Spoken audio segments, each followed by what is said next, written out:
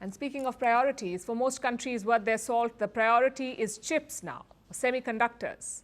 A global contest is underway. All key players are competing, trying to woo the major chip makers of the world. And this week, the US has scored big. It has managed to win over TSMC. That's the Taiwan Semiconductor Manufacturing Company, TSMC. It's the world's biggest chip maker. TSMC will build a factory in the United States, and this is a significant commitment.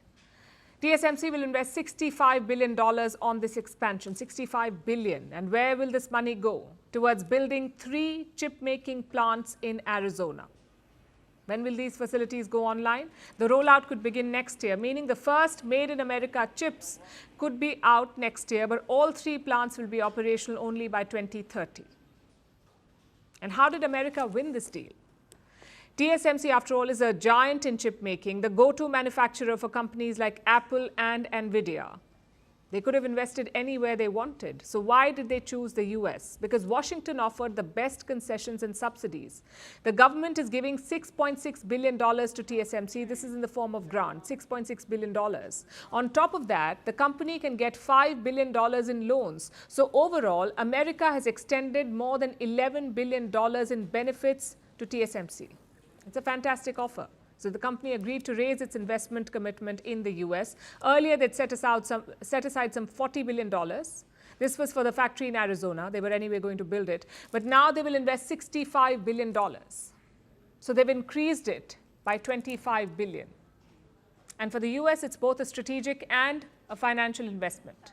They want to win the chip race. They control the technology. They have the expertise to make advanced chips. They design them. What they lack is the production capability. Do you know how many advanced chips the US makes today? 0. No wonder Washington wants to change this number. So it has set itself an ambitious target to boost production and command a 20% market share by 2030. That is their target, 20% market share. TSMC can help the US get there, but it's not the only company they're depending on. The US is engaging with other companies too. It has set aside a budget of some $50 billion, more than $50 billion, just to give out as grants to chip makers. So the Americans have the firepower to win this chip race. But like I said in the beginning, every major player is competing, and they're all willing to make big bets. And America's biggest challenge comes in the form of China. Beijing has set aside some $140 billion for its chip industry, $140 billion. This money will be spent over 5 years. It will be used to incentivize production, extend subsidies on equipment, and set up more fabrication plants. China's goal is to become self-sufficient.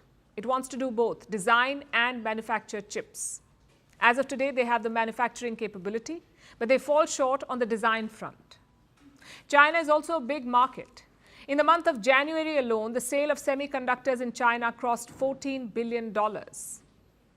And companies like TSMC also make chips in China. They have 2 factories, in Nanjing and Shanghai. Plus, China has poached talent from Taiwan. In 2019, 3,000 Taiwanese engineers were working in China on semiconductors. So there is codependence between the chip-making industries of Taiwan and China. And the US and its allies want to break this. They've been trying to isolate China by slapping export restrictions on chip makers and by denying Beijing important chip-making tools and components. But so far, the plan has not worked. Despite the curbs, China's imports have surged by over 90%. We are talking about imports of chip-making equipment, a 90% jump. At this rate, China could give the US a run for its money. Then we have Europe. They're doing their own thing, promising money to chip makers. Last year, the EU cleared a plan to ramp up their investment in this space. And how much are the Europeans promising? More than $45 billion.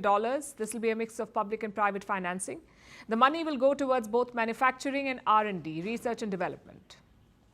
A few days ago, Japan too made a new pledge. It has promised another $7 billion in subsidies. Japan couldn't supply the semiconductors, which are now produced by TSMC and JASM. I believe that as the construction of these factories progresses, the missing piece in Japan's semiconductor industry will be filled. We believe that this will contribute to strengthen Japan's entire supply chain. In all, Japan is pouring in $33 billion in its chip industry. What about India? Well, India is doing its bit. In February this year, New Delhi cleared investment proposals worth $15 billion. These are private sector investments aimed at setting up chip-making plants in the country. Moral of the story? If you're in the chip-making business, you're entering a golden era. Governments around the world want to expand capabilities and they're willing to invest big money in this.